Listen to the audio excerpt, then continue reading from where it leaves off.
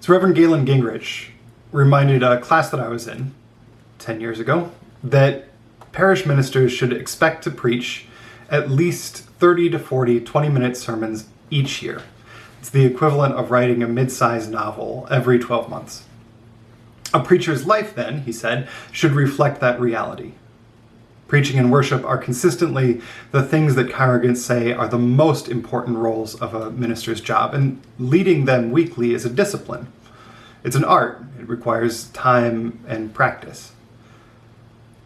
So one of the things that I love about preaching in the context of a called ministry is the sense of an ongoing conversation between the preacher and the congregation that they serve.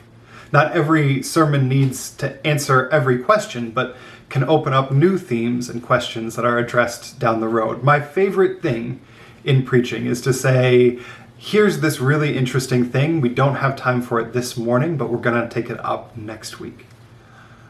My own style of preaching and leading worship is informed by my underlying theology that what we do on Sunday morning is a common endeavor, shared by members of a voluntary community that gather to deepen their connection to the source of meaning in their lives. And what that means in practice is that perfection is not the goal. We're humans trying to make meaning together, and if something goes wrong, the wrong hymn plays or the minister's trips in the pulpit, we laugh, we share joy at being together in the midst of our lives, and then we go on to what comes next. Meaning making is the goal,